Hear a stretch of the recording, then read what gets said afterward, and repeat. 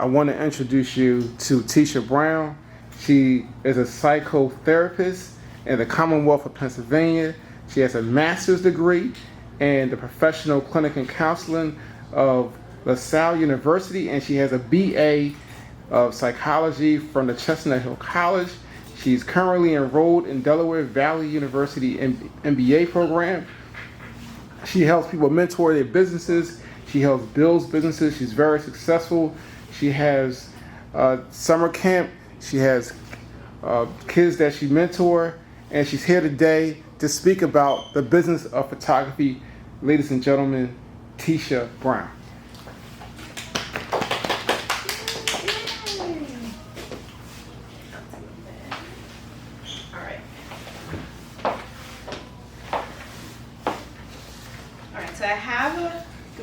Good morning. I have a lot of information here, so let me know if I'm plugging way too much. I wanted to give you as much information as possible. Just scoot a little closer so I can hear me. So the first things we're going to go over are a business startup, right? And oftentimes people don't think of starting your business. We start out as a hobby. We like it. Yeah. We're gonna, do something that we enjoy doing, and we also want to make money from it occasionally. So the first thing I would say is make sure you have a location, right? And so that location doesn't have to be anything elaborate, but something permanent. So home, office, studio, whatever that is, make sure it's decorated and comfortable. You have file storage because you're going to need to be able to organize the business and what that looks like. Your paperwork, IRS, we'll run through some of those legal things in a little bit. And then your accounts and resources. So one of the first things you want to get situated is a bank account, right?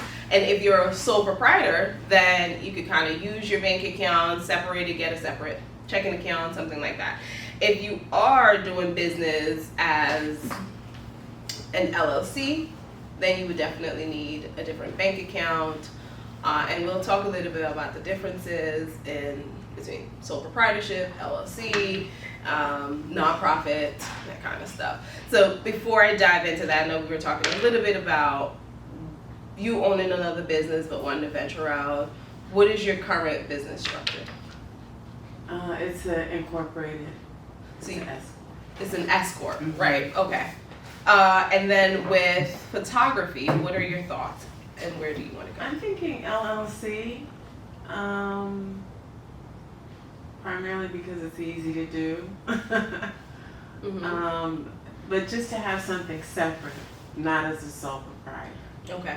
And why did you choose S corp for your last organization? I didn't choose it.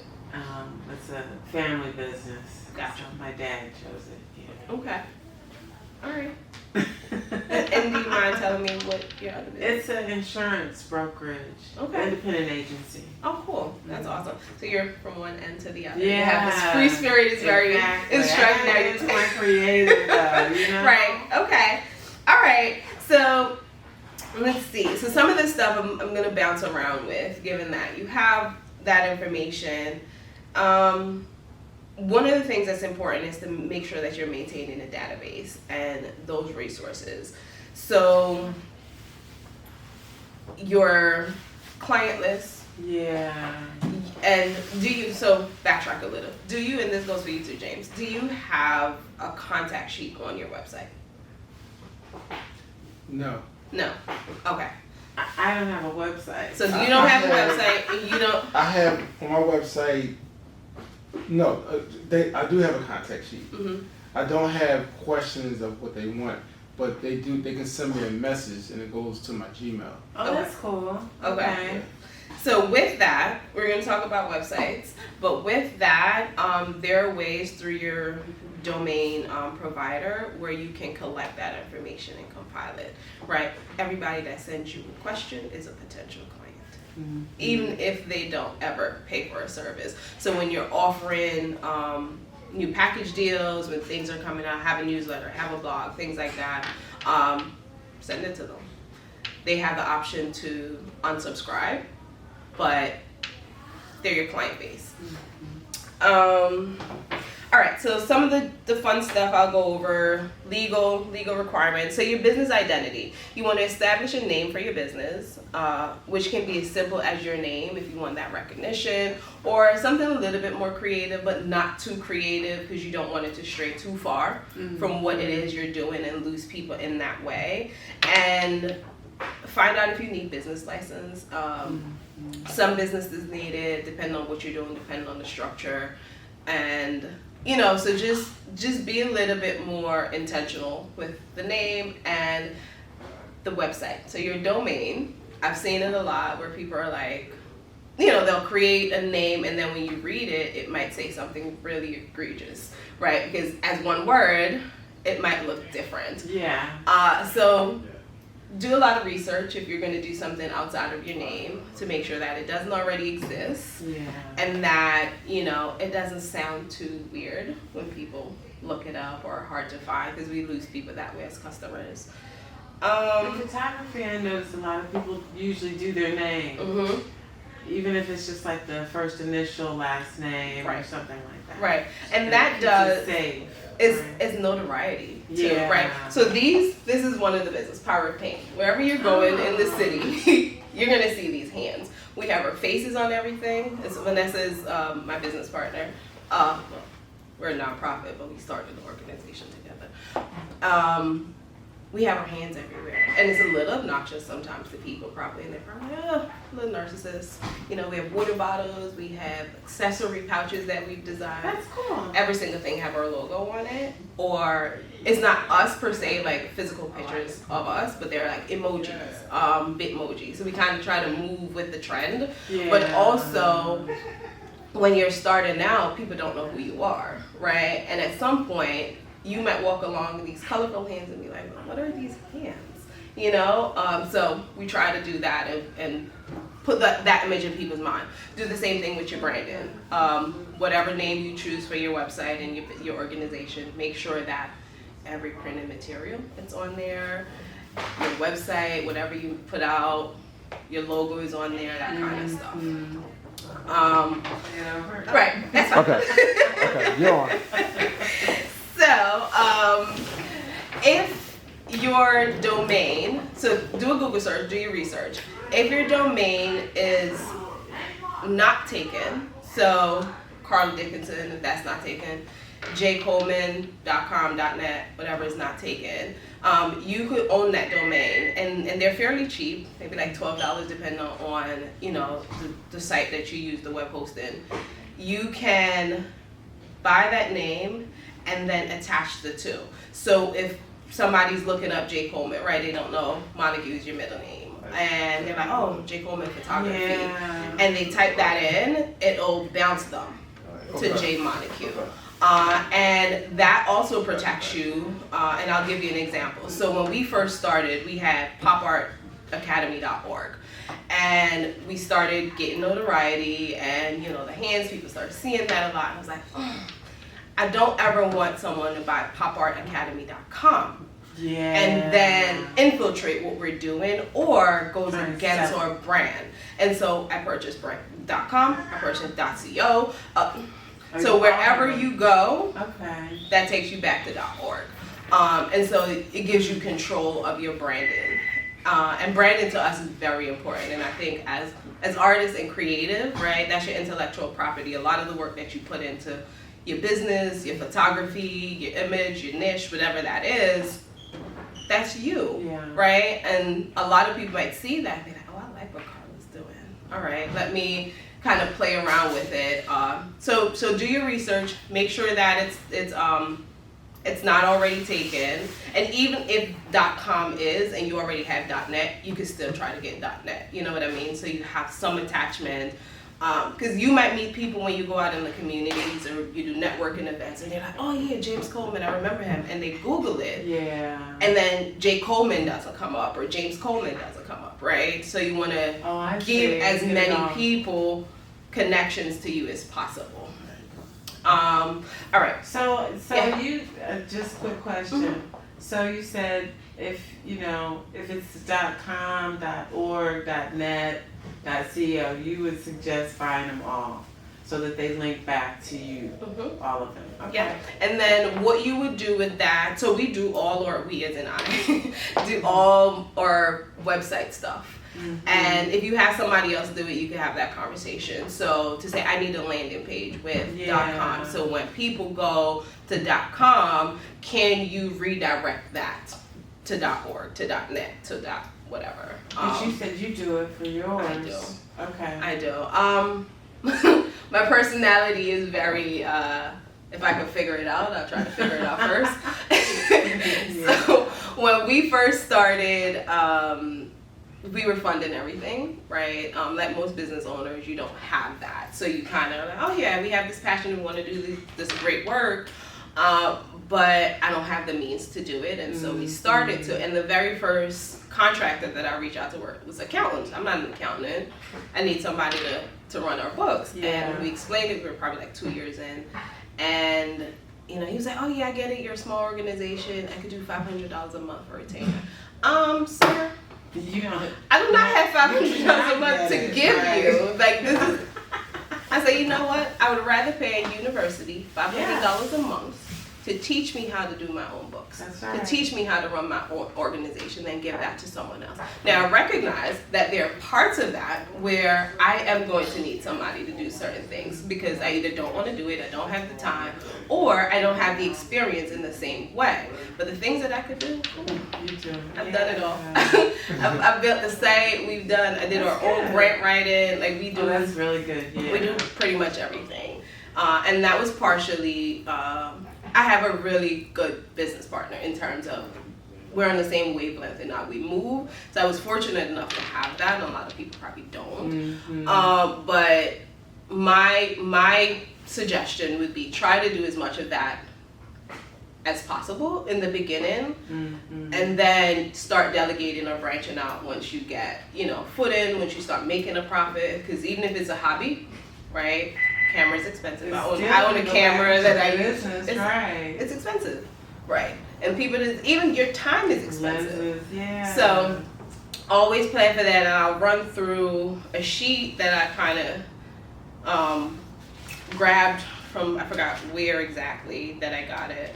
But it talks about just like your pricing and what that looks like, and to be able to be equitable to you, not just to everybody else. Because sometimes they're like, oh, I'm just starting out and I don't want to seem too expensive. And your price is your price. And you'll attract the people that will pay your price.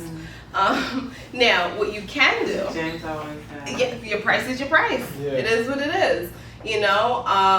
What you can do and what I have done, right? So if I send out an invoice, I send out an invoice with my price, but I might discount that because at any point I might say the discount no longer applies. Versus if I say, oh no, I'm charging you $50, you're coming with this expectation that I am $50. I'm not. I like you. Or I think you don't have, the resources, or I like what you're doing, and I support you in that way. But at the end of the day, I still have to cover my overhead and what does that look like. So that's the nitty gritty. Look up. You kind of have a little bit of experience with the structure you want to go with, or kind of just experience. Not experience, research. What you want and what the tax liabilities are, and what IRS will require, and some of that stuff looks like registering with your state, so making sure that you get an EIN. If you're a sole proprietor, you don't necessarily need that right away, but if you want to separate it and get bank account, EIN's recommended. If you are doing LLC or anything above LLC, you definitely need an EIN. It's free. IRS open up to 8 o'clock at night, so you could always do it online. Once you get that, figuring out your financial status, right? So using your current bank, if you want to just go get a bank account, or they suggest getting credit cards, right? Like a business credit card. But if you're just starting out, if you just get an EIN, because that's what a lot of people don't say or probably mention, you as a sole proprietor, you who's currently running a business or doing it for a hobby and getting paid for it, you have a history. Your social security number has a history, has a financial history. So you could probably go into a bank and get a credit card or a loan with your social security number.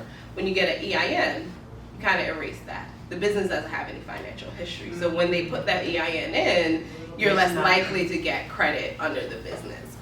So some people will still get a credit card and just use that for business expenses. But make sure you keep those separate because it'll be important for your financial and your tax returns and all of that If stuff. you do it under a sole proprietor, can you do like a credit card under like a DBA? You can. So that's how you would, so if you were to go in today and say, you know what, I'm a sole proprietor, I want to do DBA, I want to open a bank account, doing business as, your banks are more likely to do it. You keep it separate and you can still use your financial history from your social. Okay. So. Let's see. So that's the structure, partnerships, LLC. Have a plan. So I'll kind of read through what I have here about your business plan. Prepare your business plan and assess the strengths and weakness, and do that in increments. So do your 1 year, your 3 year, your 5 year. Do your research on your competition and collect information relevant to the market. What are people using? What platforms they're on? What are they charging? To focus on.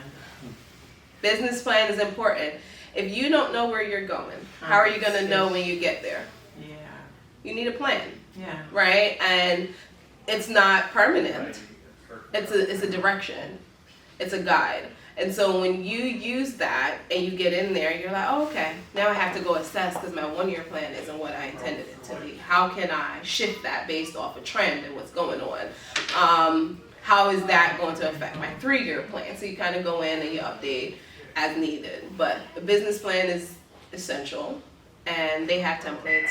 Microsoft Office have a template to kind of use that to start out. But that's your first homework. That was your first homework. First homework. Do your business plan. The first homework is to go and make my workspace comfortable. Okay. That's what I heard that first. I was like, oh yeah, I guess I should do that. Right. Because what that does, it separates you as an individual from a business. Yeah. So when you're sitting in that space, you already know I'm here working, and it might be only for 2 hours. So if you have that attitude, that oh, this is work. When you get a phone call about work, you're gonna answer it a certain way because you're not relaxed in your living room. You know, so setting up that space dictate your professional identity, how you handle customers or potential customers, and how you treat the business in itself. The pandemic kind of messed a lot of that stuff. Office space, but it's not office like photography office. So I need to focus. I want to separate the two. Right. So I got to figure out how to do that. And it could be A corner. corner. That's what I'm saying. Yeah. Yeah, that's where you probably keep what it'll all your be. photography stuff, Right. your paperwork, and maybe later on you can branch out. You can have a little file cabinet where you put all of that stuff into. But definitely need a space. Yeah. And then the flag. I've shifted so much. I work from home. I have a private practice. So I do therapy as well, and then doing power paint stuff. And there are times like I don't want to do this. I want to go watch TV. Yeah. You know, Yeah. and so to be able to, sometimes I actually watch TV on the computer, going to Hulu, and so I had to separate that. You know, I had to be like, I'm paying for this space that I'm never at. You know, it makes sense to utilize the space. Yeah. All right. Let's see. Any questions, Shane? No questions. All right. So, there are different types of business plans. So, you have the startup, right, which most people are familiar with. What am I doing? You do your executive summary last. So, once you have a plan, you use your executive summary to be like, all right, these are all the things that I want to accomplish. A marketing plan, all of that. You also have an internal operational. And what that is, you go back in after you do your startup and you're like, is it working how I said that I want to do it to work. And so you kind of do more of like an internal audit of your business plan and what's currently happening. Time frame, all of that. Right. Yeah. Barriers, my strengths right now, where are the challenges? The market shifted. People went back to work after COVID. What does that look like? How does that affect my business plan? And sometimes people look at it and they're like, oh yeah, I have a business plan, and you kind of shove it over there. That's what I did. And do nothing I'm else. guilty right now. I need to go back to my Pick it business up, plan. dust it off, Yeah. and assess it, and do a strategic plan. So that's another one of your business plans, right? So you do your initial, you do an internal, you do the operational stuff, then you go in and do a strategic plan. All right, so now that it's working or it's not working and I have to adjust it, what does my 5-year look like? What does my 10-year look like? How am I going to get to where I want to get? And then one of the things that people don't do, we don't do our own personal assessment, like our own budget or own whatever. We might do that for the business, right? We have startup cash, we know what we're gonna need, we know what we're gonna do, all of this stuff. You don't track your own expenses. And if you don't know what you need monthly, it becomes harder for you to charge, right? So now you're working your full-time job and you're making, I don't know, $40,000, and then your bills are about $30,000. And everything else you have to pay throughout the year. How much money do you have left for yourself? None. Right. And so you're charging $200, you're doing, oh, it's a hobby, so I'm just charging that. But when you add up your hobby and your full-time job, you're still not meeting your expenses. So the hobby, that is a business, should match that like any other job would. You're not going to walk into a job and be like, oh yeah, I still won't have anything to eat, but I'll come here and work my behind off. For your job, you're not. You're kind of assessing like they don't pay me enough. Your business is the same thing. I like to tell people, think of your business, whether it's part-time, full-time, as your business, and your full-time job as your hobby. If you can dedicate 40 hours a week to work diligently, and most of us do, you could do that for yourself. You deserve that much. So figure out how to dedicate similar, if not more, time to what we like to tax as our hobbies. It's our passion. That's our business. That's what we do. So Teisha always say, you gotta get paid for your time. Yeah. So you gotta think about your photo shoot, but not only your photo shoot, the time that it takes for you to edit the pictures. So you're at home working on these pictures, you get to get paid for your time. So you have to take all of that in consideration, preparing for the photo shoot, doing the photo shoot, your editing and the products that you use, whether it's the print or any other products. So you got to put all that stuff in consideration for photography. Yeah. And your creativity. Because there are times where, as a photographer, right? So we do all the arts, but I don't claim any of it. Vanessa's the artist. And there are times where I might walk out and be like, oh, that's cute, right? I'll take a picture. But you might see something totally different because you're a photographer by nature, And so that's creativity, that's uniqueness. That's worth something. Yeah. Yeah. Yeah, it is. All right, so that's that jazz. I'm gonna get to the other thing I wanted to tap on just a little bit, your professional image. So your professional toolbox is usually what we come with. Your cameras, your lenses, your tripods, everything that will get the job done, your storage, your printer, all of that stuff is in your professional toolbox. Appearance is part of that toolbox, dress the part. So a lot of times you enter spaces, you're like, all right, I'm comfortable, I'm in this space, but you want to walk into the space. Yeah. Well, who's that? Yeah. Right? Because now they remember you, and that's our goal. We want to be memorable, and then it gives you the opportunity to step into that conversation, right? So dress the part always, and find a niche. So what is it that makes you you, right? If I am looking for a photographer, how am I going to know to choose Carla over James? What is it that you do that is distinct, right? And some people do different things. Some people are architect, photographers. Some people only do portraits. But even if you do a mix of that, find a signature way to do it, where if I see, a Jay Montague photograph, I know that, oh, James took that without even having to look at it, right? There's perspective, there's depth, there's whatever. It's a certain style or technique you do when you're editing. It might be that small, but the more you do that, the more, once again, going back to notoriety, people are going to be like, okay, and I like what you're doing, so I'm more likely to choose you to do it next time. So find a niche, very important.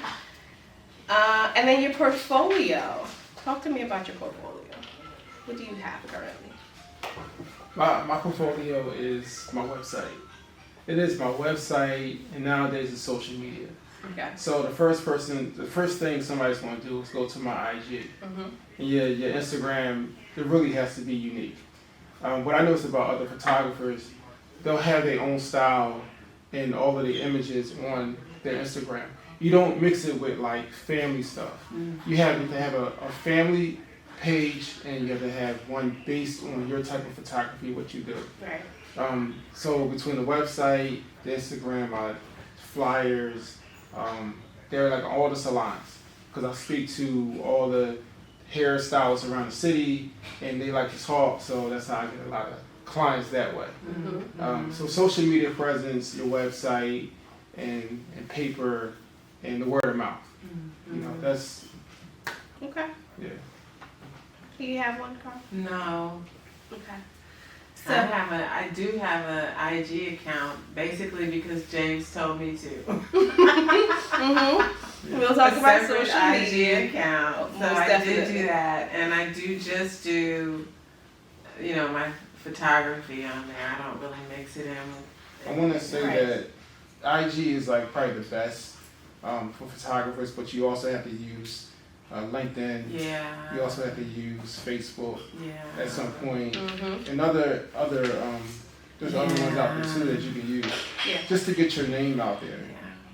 Yeah. Like LinkedIn is good for people, they want headshots. And you meet professional people that may need your services for a corporate event. So you never know. Mm-hmm. I'm stopping. That's really good. That's fine. I just wanted to hear where you are. LinkedIn, I like that. The other one. Yep. I'm not so, a Facebooker, but what about the people who don't have internet access? They have to find a way to get it. I mean, if they have a phone, most people they have a phone. They have to get a smartphone. Yeah. I'm sorry, they just have to invest in a smartphone. If they don't, they can get flyers. Like I've invested in flyers that I get. I like the concept of actually having a portfolio, a book. I do. I mean, it's kind of like an old school thing, but I like it. Mm-hmm. And I'm going to talk about it. I just wanted to hear where you were. I created a book. I have a book on beauty. I have a beauty book that I keep in my car. So whenever I go into a hair salon, I'm like, look, this is what I do. I do hair. And I would show them, and they would be like, okay, we want to hire you. So that's cool. Okay. So it works. It works. That's pretty good. I mean, because that's the bottom line, right? Yes. To get booked. Yeah. Mm-hmm.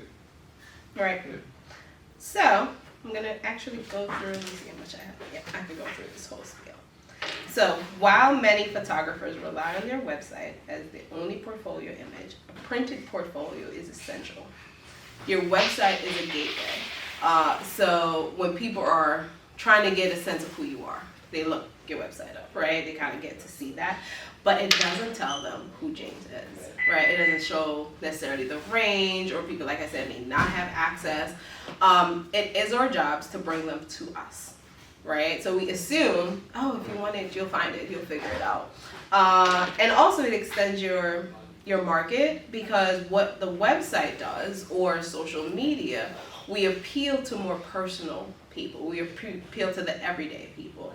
Now, who's your clientele? Do you only want to serve everyday people? Do you want to target organizations? Do you want to target magazines? Because then you could get into that. And magazines aren't looking at websites.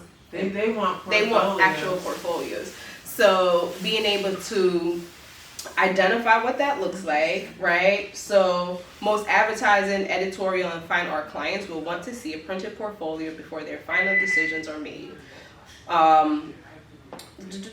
Portfolio styles, they could differ based on the photo market. So an advertising portfolio may be slick, high styles, custom branded books with actual photos used in ads, magazines, or brochures. Editorial photo portfolio should have a sense of a narrative, so it can mimic a magazine layout. Photojournalists and documentary photographers usually show 2 or 3 stories with a strong narrative of some single image. Portrait or wedding portfolios may be put together to resemble a wedding photo album or a personal coffee table book.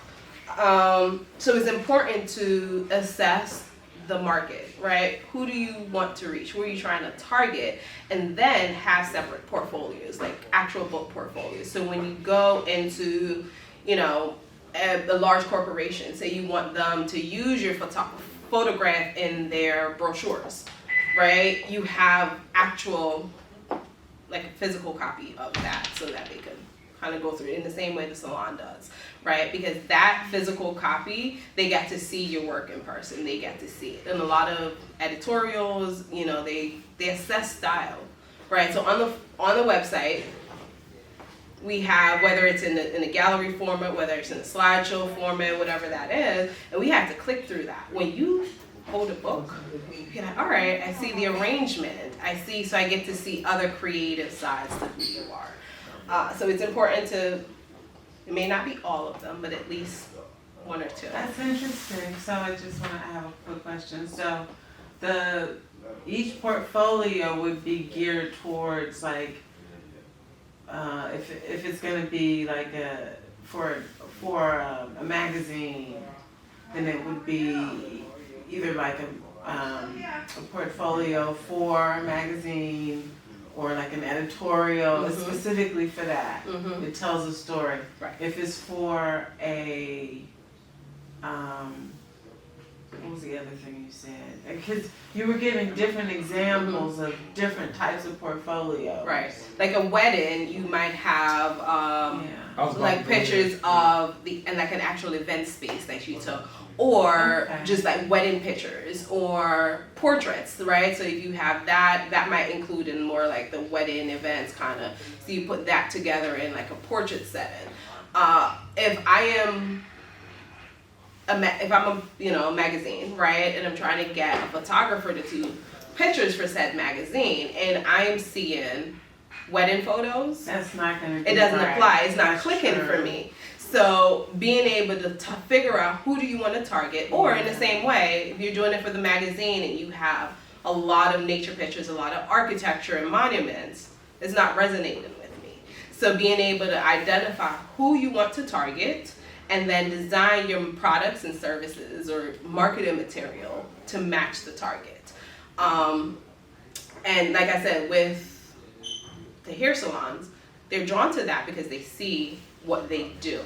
I also want to mention when you do weddings, like having a wedding consultation, it is very important to have the wedding albums there. Mm-hmm. They want to see what the albums look like, how the prints are.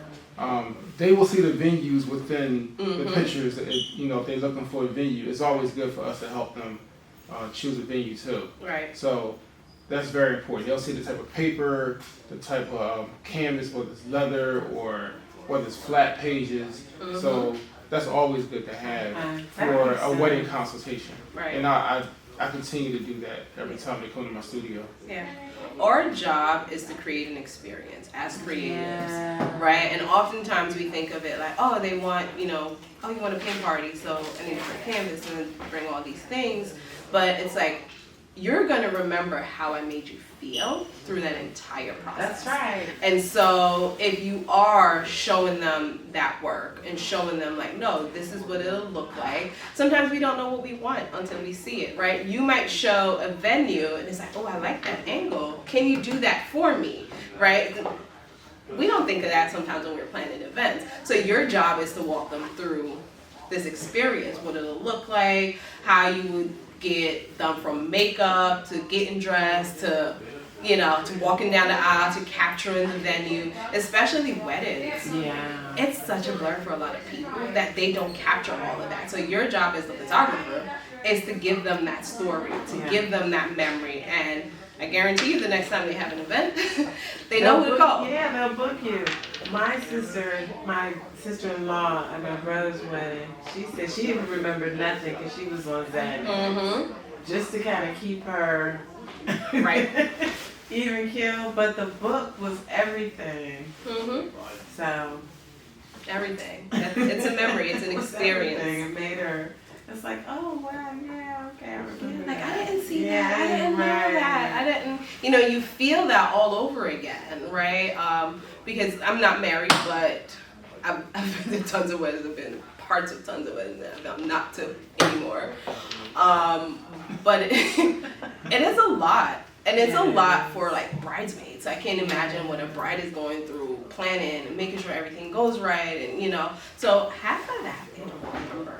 Yeah. It's our job to capture. It's a blur. No, it's true. Yeah. So let's see. All right. So we went through that, the different portfolios. Now the juice of the matter, right? Marketing. How do we get noticed? How do we get clients? So your brand identity is important. Before you choose a business name, before you design a logo, business card, or any other marketing material, remember that you are your brand. And so what does that look like? How do I show up in spaces? How do I present myself? How do I talk about my business? Because when I'm talking about it, am I enthusiastic? Or I'm like, yeah, I'm doing this thing, and you know, I'm trying to make it a bigger thing. But right now I don't know. No, I'm doing this amazing photography. I have this amazing photography business, and you know, I do all these things, even if you don't just yet, because you're learning and you're in that process. But if you're smiling, if you're energetic, if you're bringing that, that is your brand in itself. So you are your brand. Remember that, and then decide. Like I said, going back to the name, what your logo would look like. Make it meaningful. Sometimes people just, you know, put initials or make it mean something to you. Make it right. So just decide on that. So finding commercial clients. So I don't know. Let's talk about that. Have you thought about your market? Definitely commercial. Yes, I would like to do commercial. Okay, James. I would like to too. I have dealt with commercial clients. They find me because I'm listed on Google Business, and the only way you can be listed on Google Business if you have an EIN number. So with our location, I'm receiving inquiries from commercial clients. Like a GlaxoSmith client reached out to me, Penn reached out to me. So it's a good thing. So they'll reach out to us, they'll reach out to you as a photographer, and you have to send them a quote, a professional quote. Sometimes you might go too high, sometimes you might go too low. But if they like you, they'll pull you in. Yeah. So you really do have to do your research too, just in terms of what the cost, what the average cost I guess would be for the kind of job that they're asking for, so that you can maybe be in, you know, be in a particular range, I guess. What you charge for a portrait, you can't charge for a corporate. For corporate, you want to go higher. You have to go higher. If you charge too low, they're going to look at you like you're not doing something right. Exactly. And I've talked to corporate photographers that taught me this. So. Yeah, I get that. And you have to think about with corporate or, you know, like organizations outside of like everyday people usage, right? And I'll talk a little bit about contracts and putting that stuff in there. How long are they going to use your image? What does that look like? Is it copywritten? Are you selling it to them? You know what I mean? So, because I could give you this price and I say, all right, I'll charge you $1,000. I charge everybody else $400, but I'm gonna charge you $1,000 because you're gonna use it on different platforms over and over and over. So you're probably gonna get a lot of clients based off of this stuff. But you can't use this forever, right? So if you're gonna buy this image, I might now charge you $1,500 versus $1,000, right? And these are kind of like rough numbers, but and you'll have it for this period, right? And that should be stated in contracts that you're sending out. It could be your fine print if you don't have an attorney, kind of play around with that stuff. That makes sense. I write our own contract and then I send it to my attorney. So she don't have to do it that long. But yeah, so you kind of figure out what it looks like, and then you're like, hey, can you look over this document? So now instead of charging me $400 an hour for 6 hours, you only gotta do it for 2. Right. Right? So draft it. It's just editing basically. Yep. That's it. She's doing the legal stuff behind it, make sure I'm covering all my bases. Yeah. So that also gives you a way to minimize your overhead and what that looks like. Just being a little bit smart about it. Do you have a particular legal site that you use? So I use yes and no. When we first started, I was doing like LegalZoom. They're a really good resource. But then afterwards, I've gotten like different contracts, so I kind of have an idea of what needs to be put in contracts. So I started wording it differently and kind of making it fit us once I, started getting into the habit of what it looks like. LegalZoom is really good though to draft some of those things. They had another one, Yes, like Wonder Legal, I think it's called. They might have shifted it, but that was another one that when you first started out, to get that, and then just send that to you if you have an attorney. I recommend getting one, but they also do really high retainers. But just someone that could look over that to make sure you're covering all your bases. So let's see. So commercial clients. Focus on your audience. Now you need to think of ways to appeal to that specific audience. So your marketing materials, like I was saying earlier, postcard campaigns. Another thing that's good, especially with the holidays coming up, they have these like mail services, right? You have selection time, so we're getting all that stuff. No, so that's email. You can do that, like MailChimp. You could send out like blast emails and newsletters and blogs and things like that. With this, they're like postage mail. So the ones we get now, every day, 3 times a day, about politics. People usually just trash those though. Because it's about politics, usually. But MailChimp? no, so it's not MailChimp. They have different services. Some are pretty inexpensive. You kind of pick how much you want to send out. And what they do, you could design your postcard. And then you have them send your postcard to say 50 people in the 19143 zip code. Right. So they start to mail that out for you automatically, and you might come across someone who's like, oh, I actually have a birthday coming up, or they might need a photographer. And what we do usually, we ask people, you know any photographers, or we go on social media, but there's millions of people on social media. So to be able to have a little bit more visibility, that might be an option. Once you start having some revenue or whatever, that might be a good way to look. Or if your clientele isn't picking up and you're like, all right, I want to target people in 19131, 19143, you kind of put that in and they populate it and send it to the people. So that's a good way to market.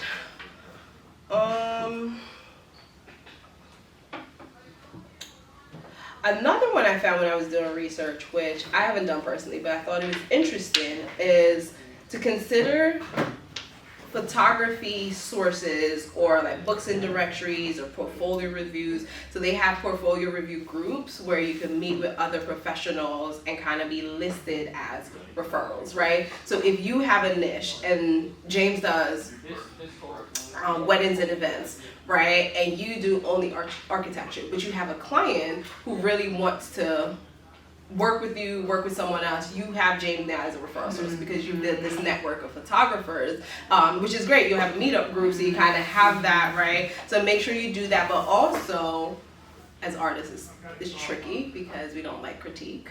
But when you're in a room with other photographers, they see things that you may not see, and so being open to that process, to be like, what do you think of this? What do you think of that? And kind of do supervision, right? It gives you an ability to grow as a professional, to know what to look for. And, I'm not thinking from your clientele. I'm already a photographer. You're already a photographer. But we could also help each other build professionally, like a professional identity. So then, You mean like review prints, or you mean like within meetup, like some of the groups review each other's prints and critique. That's something that I haven't done yet, but we will do that in the future. Just like that. Yeah. So take 20-30 minutes and do critique what's happening. Because what you might find is, you may not be capturing something, or somebody might see something else, and so you're learning and growing as a professional is considered like your continuing education kind of. Yeah. So as a print, you think it's best to do it? I think it's good to do it as a print too. Much better. Yeah, a lot you of can really see. You see it. Yep. Much better. Right. And you also learn from, because you could capture the image, but what printer are you using to get the image out? What editing software are you using? So you kind of have those conversations, and they're like, oh, I use this, or it's a little easier, I do that, and that's a little easier. You might cut costs and time, and so you learn so much more. And on the back end, if I'm cutting costs, if I'm getting a really good printer that's really good on ink, I'm saving money. So you kind of have some ways around that. So I think it's important to find a really good network of photographers, even from that meetup group. So we just had an art show, and we had conversations about our prints. Some of us had different kind of prints, like metal, acrylic, regular prints and stuff like that. So we talked about certain things before the art show, after the art show, and I mean it's something that needs to be done. We can have those again, like as far as critiquing each other's prints, like bring it out. Yeah, every once in a while, just kind of do that, or make it recurrent, or after events, right? What went well, what didn't go so well, what could we have done better, kind of thing. Because that also helps with your strategy and your marketing, and gives you ability to plan ahead for that, right? So if we're not planning or thinking about location, or if we're not thinking about all the marketing opportunities we had, maybe we start this in March versus October. We might have had more people, so kind of figuring out what went wrong, but also what went well, so we can continue to do that again. All right, so 5 steps for a successful marketing strategy. To get started, there are 5 basic steps. Each step will take some time to develop, and you will need to revise as your business grows. If you keep these in mind as you prepare your marketing plan and materials, your business will be working towards a consistent, targeted marketing strategy. So the first one, we talked a little bit about defining the market. Then understand who and where the decision makers are, along with the promotions and images that are going to attract their attention.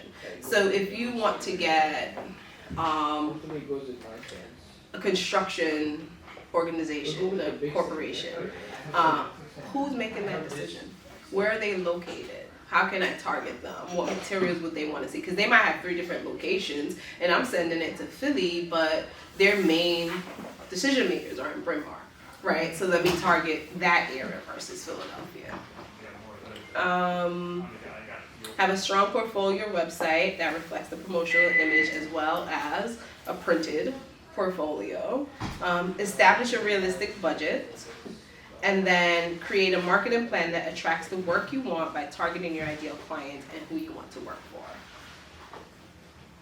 Right, and then the budget is important. So how much money you're going to spend on flyers, how much money you're spending on your business cards, or whatever else you're distributing, if you're creating your portfolio, if you're doing your website stuff, if you're doing online ads, how much money is realistic for you to spend on this stuff.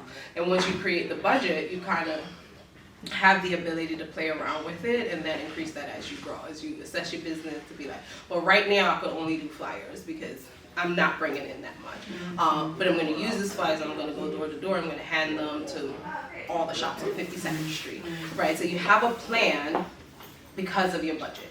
And then once you start getting clients and customers, you can be like, all right, well now I could do the mail, right? The direct mail kind of thing. I'll send that out a little bit because I have a little bit of wiggle room and a little bit of money to do that. So yeah, create a budget and play around with it as needed.